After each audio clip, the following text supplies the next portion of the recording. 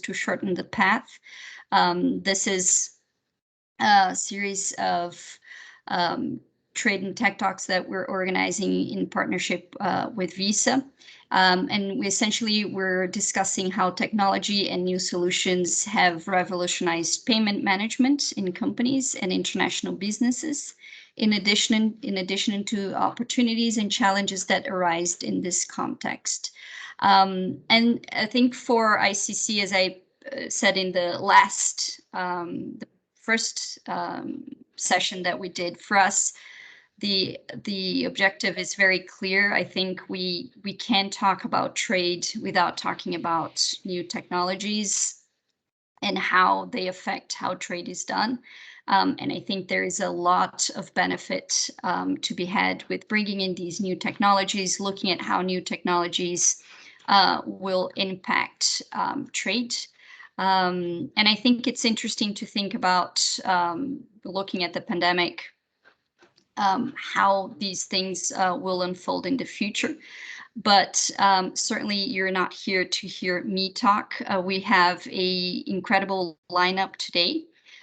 We have Hannah Nguyen, Deputy Director of Digital Standards Initiative at ICC. And sorry, today I think my tongue has not woken up. JP Cuevas, Vice President, Visa Business Solutions Head, Latin America and the Caribbean. And Sandro Nunes, who's Head of Trade Finance and Local Lending Products at Citi, and who also heads our Trade Finance Commission at ICC. Sandro, I'll hand it over to you. Thank you very much, Gabi, and thanks everyone for being here. It's indeed a pleasure to share this space with you guys and talk with Hannah and JP. We were chatting just before they start, and it's a very, very interesting topic about trade and how things are moving so fast. And the video was very interesting as an introduction to the first question, actually, that I have for both Hannah and JP. Traditional payments are actually slow. So everyone knows and realizes and complains about it. But international trade is not only the payment, right? So it's all the things that are related to it, and how and all these things are changing very rapidly in the global business. They really need to make this process more agile and quick and swift to reduce costs and make it more efficient for everyone. And how do you see, what are the challenges that you guys see to shorten this path, to make the overall process more efficient and fast? And I know, Hannah, in ICC you work with the standardization of patterns and stuff, so maybe you can start. Thank you, Sandro. And first of all, let me say what a pleasure for me to be here today with ICC Brazil's community, and a pleasure to share this stage with Sandro and JP. So to address your question, Sandro, I think to your point, I was also fascinated by the video that opens today's session, and looking at how, I think we all expect payments to flow seamlessly across the globe, because that's the way it should be, right? And I think the same expectations goes for international trade. But the reality is that it's not always the case. In fact, it's almost always not the case. So even though I think in the last 20 months, we have been all grappling with the pandemic, and I think as an individual, as a consumer, our experience has been more or less digitized in a very big way, in the way that you interact with your e-commerce website, your iBanking, whether it's a Visa-based platform or others. There's also e-government services that you could access. But for the everyday business, the importers, exporters, right, especially for the MSMEs, the fact is that they are still very much involved in a very manual process. And that, not, like you say, it's not only payments, it's also exchanging documents and data with various actors in the supply chain. The freight forwarders, the carriers, the customs officer, the financing banks, inspectors, insurers, all of that. So it's either they have to courier a piece of paper halfway around the world, or they have to exchange a document perhaps in a PDF form by email, and then somebody else on the other side will actually have to cross-check those data in those PDF documents and enter those information into another system. So we still don't have a kind of end-to-end digitized process, which I think is a challenge and a problem that we need to tackle. But I think the good thing is that we have seen many more people interested to work at this together. And I think part of the challenge is that it has been tackled in piecemeal fashion for many years. So there have been initiatives to try to digitize the way shipping documents are being exchanged. So you have electronic bills of lading, and you have initiatives about e-invoicing, and then you have initiatives around electronic customs process on that. But all of these are not interconnected. So I think the challenge here, to put it very short and very bluntly, is just to make everything interconnect and work together. Fair point. JP? Yeah, good morning, everyone. Bom dia, todo mundo lá no Brasil. Pleasure to be here with you, Hannah, Sandro, and the rest of the ICC team here to talk a little about a nice topic that I think I'm going to call for the camera. Can you hear me? Yes, there is a little buzz, but we can hear you. Okay, sorry about that. It's my microphone. Okay, I don't know what's happening. That's okay. Let's try to do it. There are a lot of things changing. I think that the main theme this space is change. Change is going to be the new constant. Change is going to be the new thing that you need to adapt, whether it's a virus, whether it's some change in technology. And one of the things that to us has been surprising is the amount of technology that has been working around multiple areas. Trade is not different than any other area. Trade payments related, not even more different, because basically you have a lot of fintechs that are trying to make the experience more simple, okay, and more transparent. One of the things that we were facing in the past with the trade process was basically a lot of, there was no visibility, there was no traceability, the velocity was completely different. So it was affecting all the different parts of the transactions, not only the documentation, but basically on the flow of the transactions. And the clients are becoming more demanding every day, trying to get a more simple experience, trying to make things more transparent. Trade initially was a trust relationship with your bank in the market because you were doing an international transaction and you had no idea who was the other person that you were buying or selling. So you need that connection in the middle, okay, to secure that you were going to receive something in exchange for something else, in this case, the payment. So the banks were playing an incredible role in that aspect.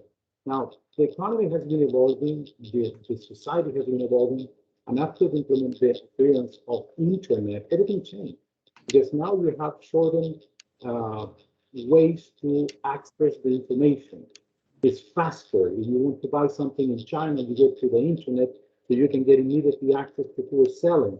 It's not like in the past that you were traveling extensively around the world in order to look for merchandise. So things have been changing. That for me, the message and what we are trying to transmit in this is you need to embrace the change and try to understand how you're going to be playing in the future. And Hannah put it very clear. There are technical things that are happening. Hopefully, we're going to be able to discuss some of them during this conversation. Thank you, JP. Thank you, Hannah. And actually, this something that I was thinking the other day that Hannah touched the point that the pandemic, of course, everyone says it's accelerating the adoption of innovation and digital transformation. And here in Brazil, we saw the same thing. So we're going to complete 2 years in a not very long time that we are outside the office, right? So I'm in the office right now, but here in City, we are only coming back 30% of the staff in Jan. So many people have already came back, but there is a lot of companies that are still working on a home office basis or even hybrid basis. And this imposed a very big challenge on the way we do trade today. Even to sign contracts. So we couldn't actually print anything at home, and people couldn't sign. So adoption of digital signature and digital documents started to spread, even though the laws and everything is not fully laid down yet, but at least the force of the pandemic made everyone to be forced to adopt that. And I don't know, from your perspectives, how are you guys seeing this adoption of digital transformation and adoption of real electronic form of instead of, as Hannah said, paper flying around, all over the world, or PDFs, maybe adoption of new systems, accepting that some things will be electronic forever, no one's going to print it anymore, and um, and also the less resistance of people to adopt that. I guess that, I don't know, I remember my father was very, very hard to be convinced to use internet banking, but he was forced to. But younger generations that are raising in the ranks of companies don't have that kind of problem anymore. And we used to see some resistance on companies, on corporations, rather than individuals. But as individuals younger raise in the ranks, that's becoming more easy to be adopted by the companies as well. So the behavior of people are apparently changing in the companies and how they adopt the digital environment. Do you see that, I don't know, at Visa and Hannah working on ICC on a global scale? Do you see how this is evolving, how we are actually accelerating this process?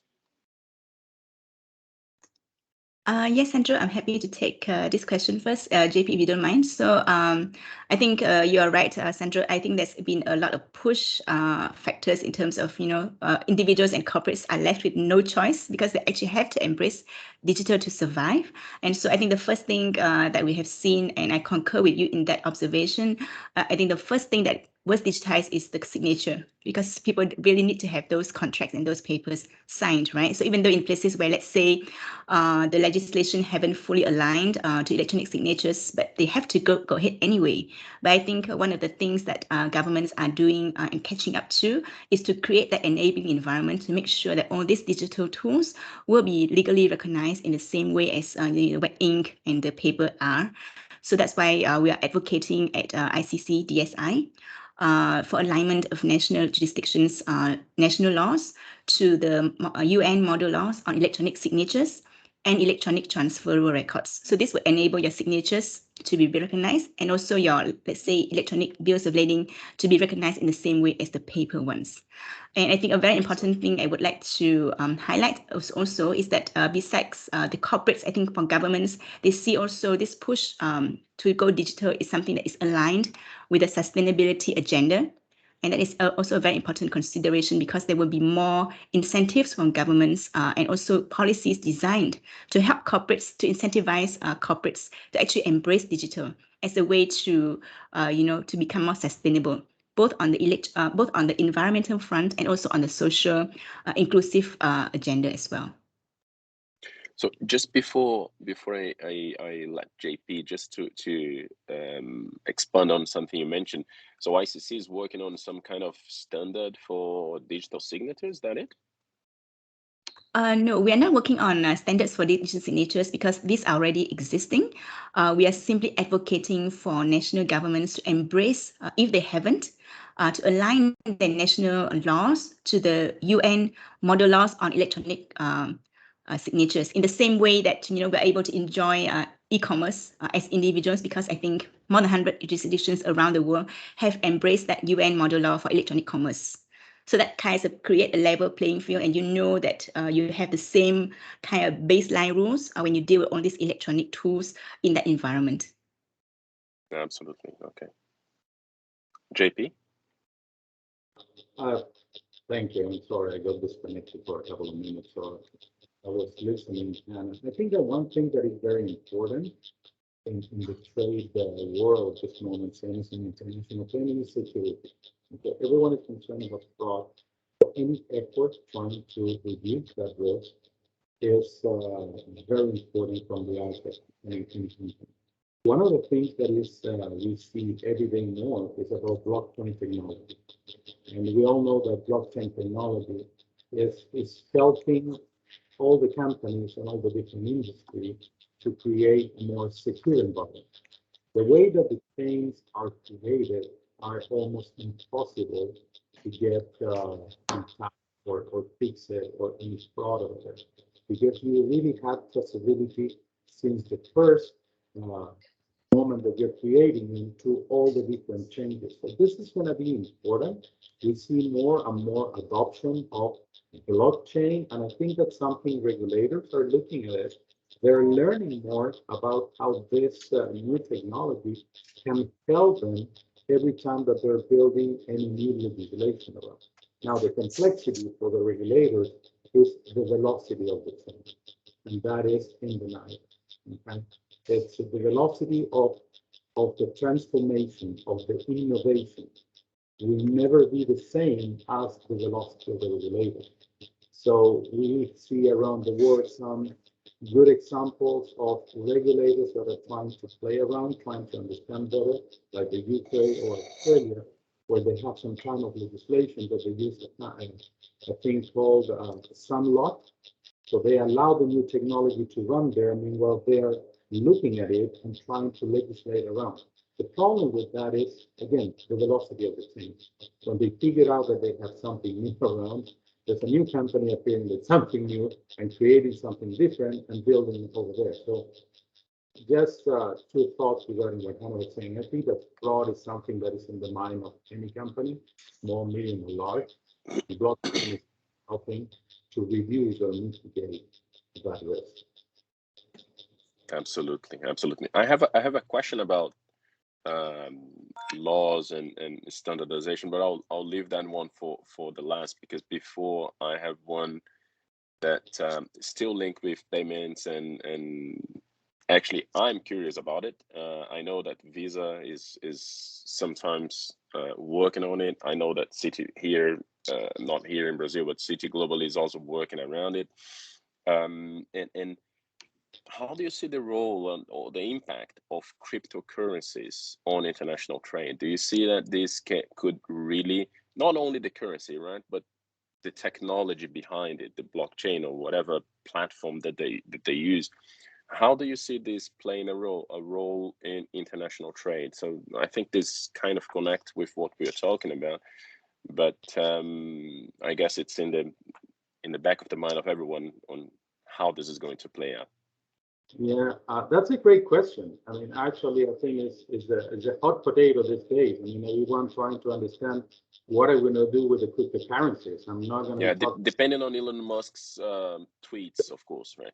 Exactly. We can talk about Bitcoin. We can talk about Dogecoin. We can talk about the USDC or what the digital currency of China.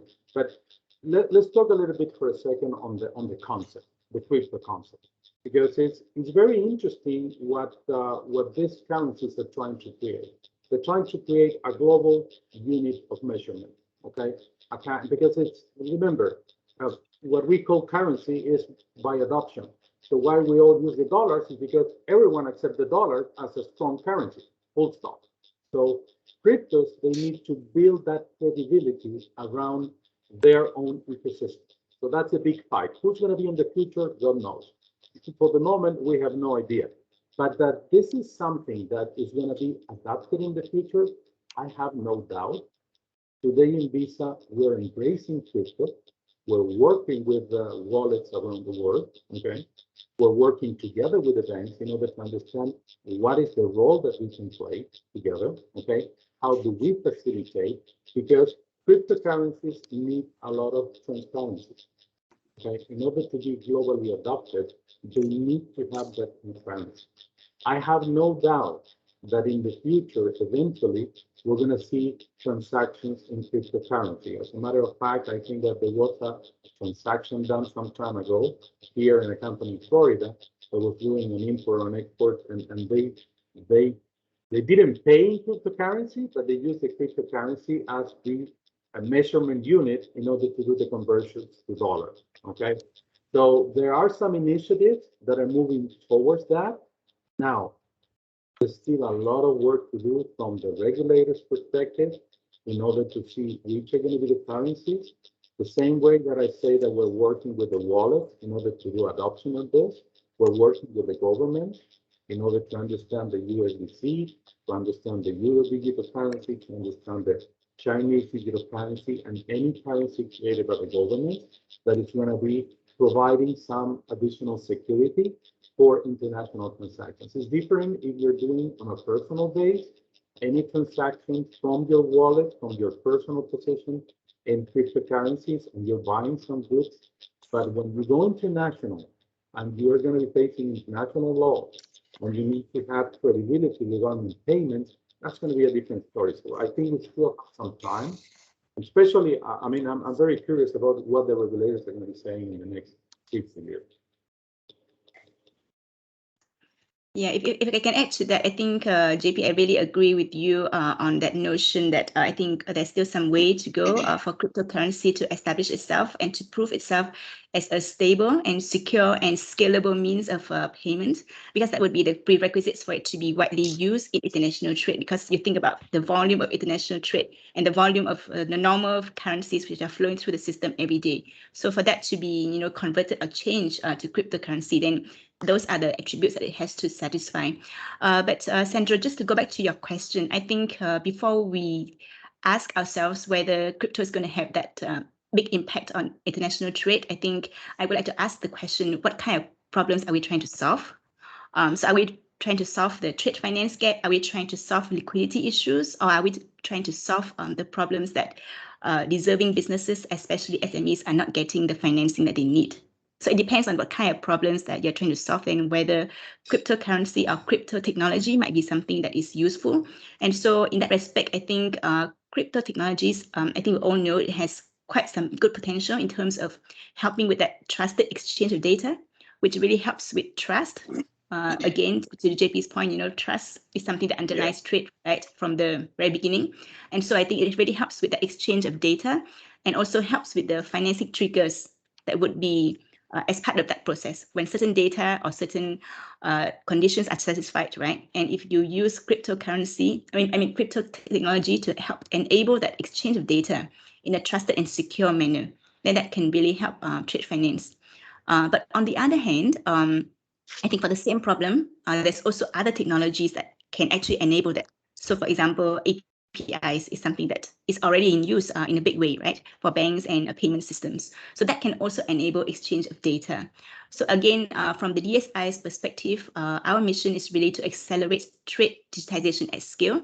And our approach is to do so in a technology neutral and vendor agnostic manner. So our vision is that, while crypto technology has a lot of potential and it's going to take some time and it's going to be adopted in a lot of use cases, there's going to be always legacy systems that need to be interacting with all these distributed ledgers. And also among the distributed ledgers, you need to have that interconnection and interoperability as well. So that is something that we are keen to work on to enable that whichever system, whichever technology that you use, depending on your stage of your technology maturity, you would be able to connect with the rest of the supply chain.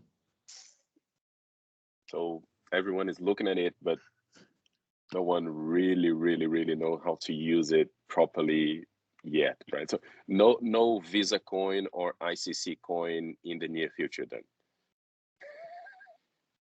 I don't know. But to be honest, the velocity is changing on a daily basis. And crypto adoption is not just a matter of one country. We have the example in Latin America that it's a country that is using one of the cryptocurrencies. And it's going to be complicating everyone else because how do you manage the trade flows with that country? It is not globally accepted. So are we going to be changing the rules?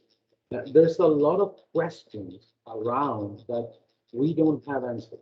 Regulators don't have answers. Okay? And in order to embrace more the cryptocurrencies, we really need to have more answers, especially from the regulators. I think that most of the people is looking on how they're going to be reacting and how they can put something fast on the table in order to get more adoption. Remember that the original idea with the creation of the cryptocurrencies was to reduce inflation. There was no specific dependency on some of this. So, but today it's a little bit different to use some of these currencies have. No, absolutely. And actually talking about crypto and Elon Musk make the joke, it just reminded me something that just curious. The big techs are moving in all directions, but I have maybe if one or all of them starts to move around it, so on these kind of problems that we see in trade, in payments, do you see any movement on Facebook, on Google, Amazon, Apple? Do you see these guys looking at this problem to solve? I think everyone is looking. I mean, look at this. This is no longer a credit card. Long time ago, we ended that idea that is a pure credit card. Now you have a network of networks. So we have multiple channels, we have multiple connectivities. And I think that everyone around the world is looking for that. Why they're looking for that is to get more simplicity, to change the client experience, and to provide something straight through. Many times the companies compare the banks with Amazon. Okay, and you payment. That's not a fair comparison. We all know that it's not fair. But you as a user, as a personal user of Amazon or Mercado Libre or whatever, you have an experience that you are trying to replicate in other situations. So people is looking for simplicity, transparency, velocity, and a correct price. They don't want to pay excess amount of money for something that they consider something simple. So that's why all the companies are looking at this, how they can satisfy that experience that the clients are looking for. Fair. Actually, talking about to the question that I mentioned, it's on Brazil, but you are sitting in Miami and Hannah is in Asia, so places where you have absolutely free flow of money, convertible currencies, everything. And I know you guys are somewhat familiar with what's going on in Brazil. So there is a new bill, a new law to be passed, a new exchange law to be passed in the Congress. It's now with the Senate. I think it's passed already the lower chamber. Now it's with the congressman, now with the Senate. And the main idea is to modernize we have laws that dates 100 years of age, talking about exchange of currency in Brazil, so controls and everything like that. So and this law mainly looks to modernize and to move away the controls from hard laws, to the central bank. So it would be more agile, and they could regulate instead of implement laws on how to move money, how to exchange money, how regulate international investments in Brazil, imports, exports, everything. How important do you see, what the benefits you believe Brazil would have if this law really passed? How do you see how Brazil could be more connected to international trade? What are the benefits of having a more modernized law like that passing on? Anna, do you want to start? Yeah, sure. Maybe just to add my 2 cents, but because JP, you are the payments expert here, I am not. But I think from the perspective of international trade, anything that removes friction from the system is a welcome move. And from what I can hear and what I can see, this move is really going to make things a lot easier for corporates and also for investors to move money and funds in and out of Brazil for investment and also for international trade purpose. So that, of course, I think is a welcome move. And I think I like that word that you use, Sandro, agile. This is something that makes the system more agile. And because of the velocity of all the change, right, that JP alluded to quite a few times in our conversation today, I think that agility is going to be very much a good move in the right direction. because policies and regulators need to be very much attuned to markets, and they need to be able to make that iterative process of changing and adjusting the rules to suit the modernities that we actually have to face today. Yeah, over to you, JP. I'm sure you have a lot to add to this topic. Hannah, I think you hit the head on the nail. I mean, I agree with you. We need to be agile. We need to be ready to embrace change. And change is the only constant in the world. And let me give you a couple of examples, but I think that this with new legislation, I don't have all the details. You're the expert, Sandro, in Brazil. But basically, let me give you two examples of why this could be where international. There are a couple of concepts that we haven't discussed. For example, asset tokenization. Okay, around the world, there's a lot of more democratization around participating in multiple businesses. Today, if you as a bank do a loan to Petrobras, okay, you're the only lender to Petrobras. In the new economy, there is the concept of participation.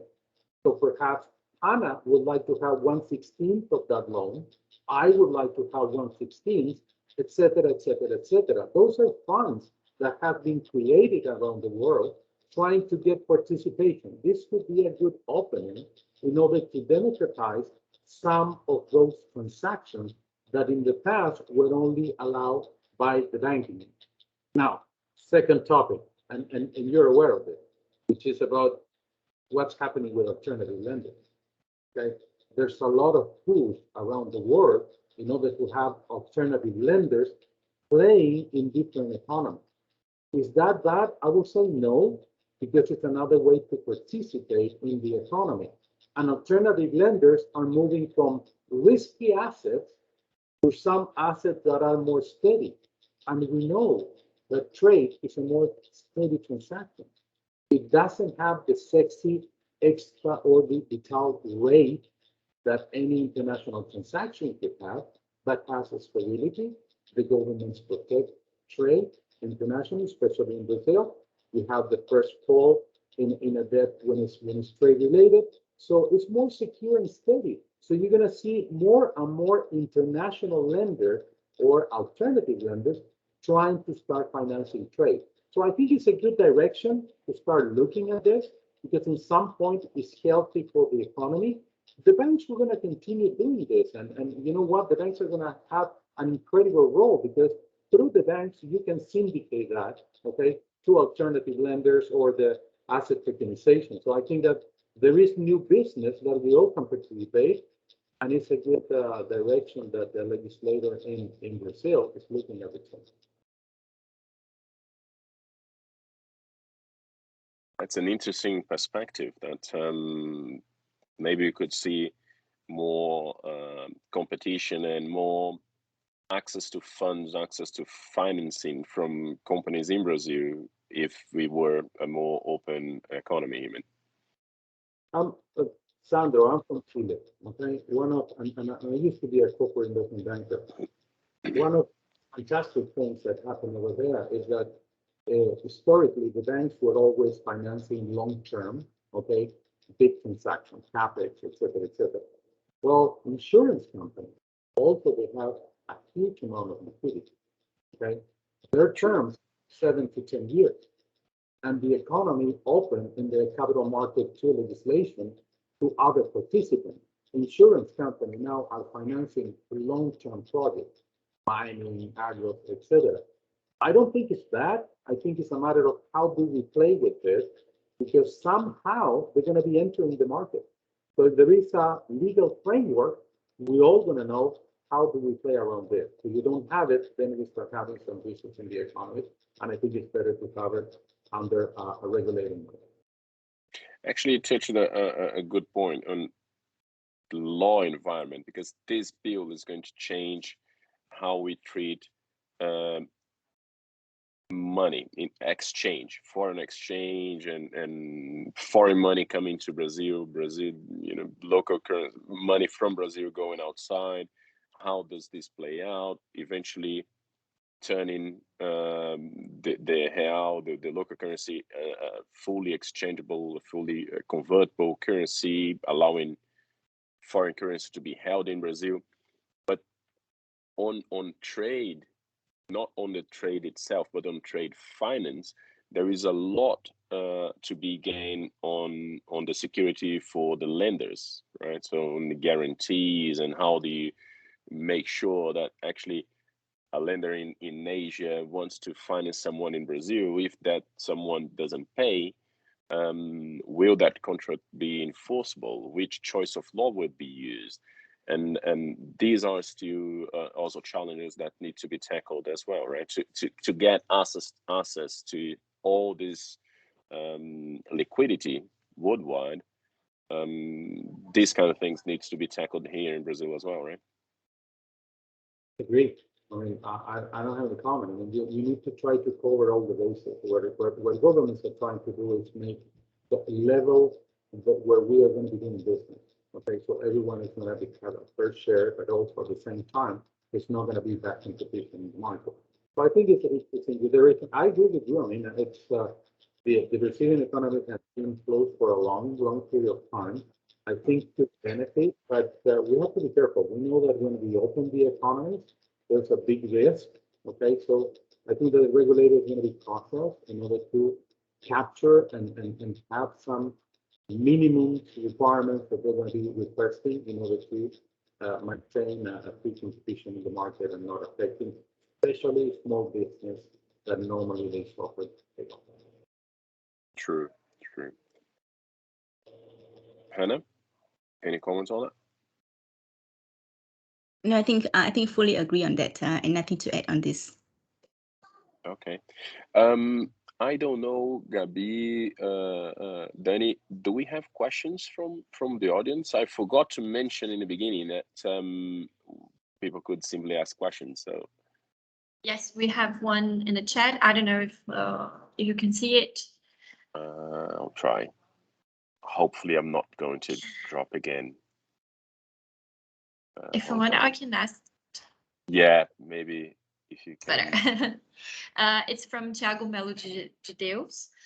When we think about crypto, we automatically think about cryptocurrencies such as Bitcoin. However, there is a huge trend among central banks to test and implement sovereign digital currencies, CBDCs, as an alternative to stablecoins such as Tether and USDC. How do you think it will impact international trade?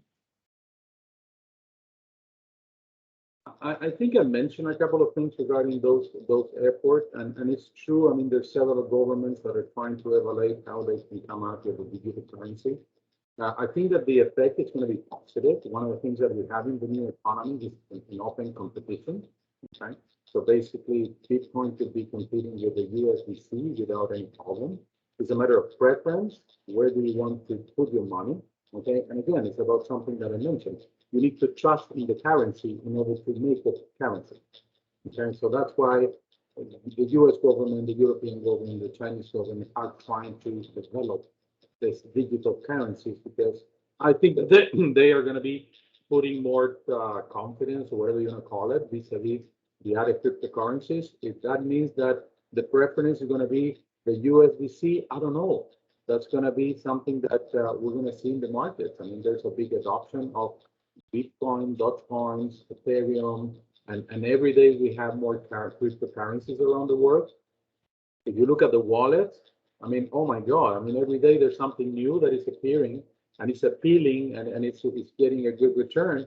So I don't know. I think it's a good initiative. I think that the government should be doing this. I mean, remember that the cost of the money is very expensive in the economy. I mean, there was a big discussion some time ago in Davos regarding the cost of the physical currency. Okay, it's not cheap to move money, so it makes sense to make it digital. There's some experiments in Europe that are happening. They no longer use the cash. Everything is paid electronically, digitally, whether it's via credit card, debit card, or transactions. And they have reduced a huge amount of money from the printing of the currency. So, I mean, I think there's a lot of governments that are experimenting, and I think it's a good idea to experiment on digital currencies for some of the governments too. Yeah, I think from my end, just to add. Hannah, if I may elaborate on the question, because Sure. something just occurred me to what JP was saying, and maybe you can add on to the point. this government currencies, could it really solve the problem of payment? Because if the dollar becomes a dollar digital coin backed by the US, it's just worth just the same as a dollar bill or a US government wallet with $1, and you can move that around just like you move cryptocurrency, then wouldn't the problem be solved?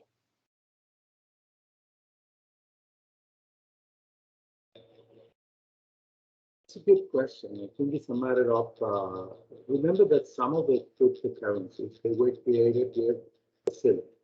Okay, let's talk for a second about Bitcoin. Bitcoin, in a couple of years more, there's not going to be more mining. So there's not going to be more creation of Bitcoin. Okay, so that's going to be not impacting the Bitcoin per se, but it's different than the dollar. Okay, the US can emit infinitely US dollar.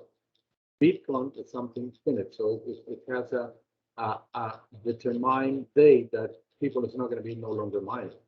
What's going to happen there? They're going to continue mining. That's going to be affecting the value of that currency. Well, the same thing is happening with other cryptocurrencies. When you look at the ecosystems around, for example, in Ethereum, it's completely different. There's an ecosystem, okay, of exchange of a lot of goods and things in that ecosystem that is creating value. I don't know. I mean, I don't think that everything is going to be going on a single direction. I think that in the future, we're going to have multiple, you want to call it currencies. Again, we need to accept the currency, currency, but we're going to have multiple ways of pay around the world, and we're going to have multiple unit measures. Man. It's like I try to consider several of these cryptos, even the US. They're going to have an equivalent to a dollar, to a euro, or whatever. Okay, so they're going to need to float around something. But I don't see one single currency, at least in the short term. I don't know what's going to happen 5 or 10 years more. If you do, let me know. Deal. Hannah, and I'm sorry, I interrupted you. No worries. Yeah, and I think JP, everyone would be interested to hear that insight once you discover it. But I think really, just to add my 2 cents worth, I think I agree with you, JP, what you say a lot in terms of there's a lot of innovation still happening in this space. There's a lot of new coins, new concepts coming out, new wallets, and in the respect of what kind of impact it has on international trade. I think again, I come back to a very simple point I made earlier. For something to be useful in international trade, it has to be adopted by both ends, right? Importers, exporters, and also, of course, the ecosystems that surround it, the payment system that actually enable it. So that is something that I think remains to be seen because a lot of this are happening either in sandboxes or maybe in a very restricted environment where individuals may hold it for a particular reason. And we also have other considerations going on, whether it should be a decentralized or a centralized concept. And so that's where the Bitcoin versus CBDC discussion, and we can have this discussion for another 1 hour. But I think, again, coming back to international trade, it has to be something that is scalable and accepted by all the people in that transaction. And that is something that I don't think I see a clear winner yet. So yeah, same as you, JP, I have that question in my mind. Actually, it's true. It's a fascinating topic. And as you said, Hannah, we're on top of the hour. So we are 1 hour talking about this, and we could go on for forever on these topics. I'll leave. Do we have any more questions, Danny, there? Just before. I don't see any. I don't know if someone would like to make an intervention, make a question. Just feel free to raise your hand. Put it on the chat.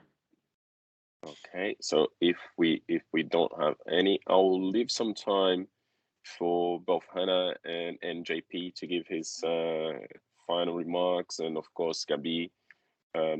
It was a very interesting conversation with you guys. Thank you very much. Very nice to meet you over the video. Hopefully at some point we'll be able to meet again, and do this kind of thing in person. As I said, fascinating topic. I'm fascinated by it. I'm really interested to see how this is going to play out honestly, because international trade, it's still like it's in a stone age, while we are in mobile phones talking via Teams, Microsoft, video, and we are still having paper flowing around all over the place, stamps and people typing from one place to the other. It's just crazy to imagine that. So I really look forward to see more standardization. I think that ICC is playing a fantastic role on that. Hopefully we'll be able to push more globally and make all the ends and spokes to accept the same thing, so we can really see this moving ahead. Hannah, your final remarks. I'll Sure. leave to you, and then JP, and I think Abby can close out. Thank you, guys.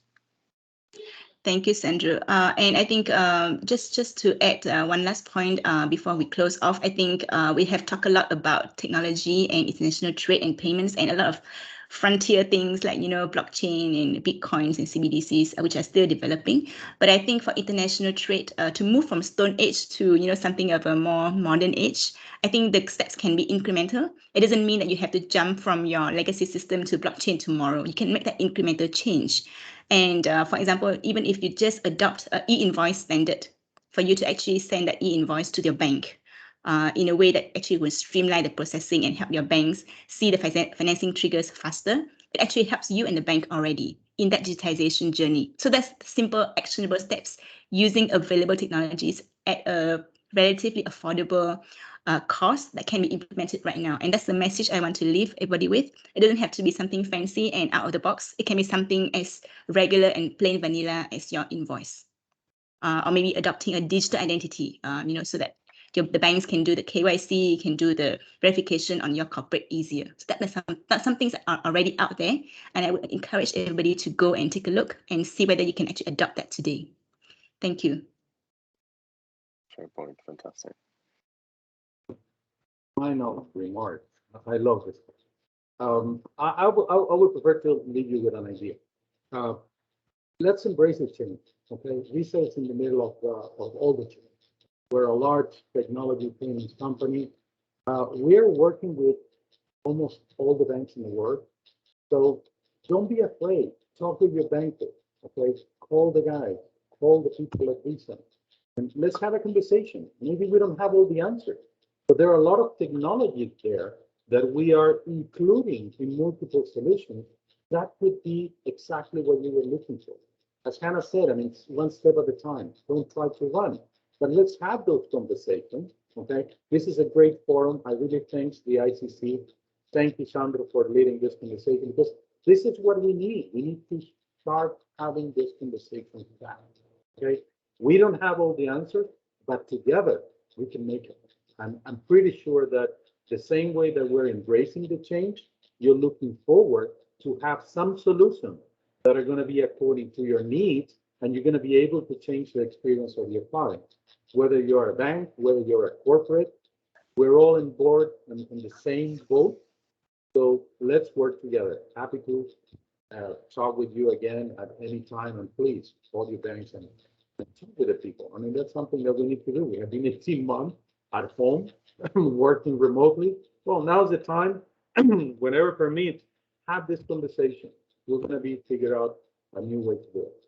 Thank you.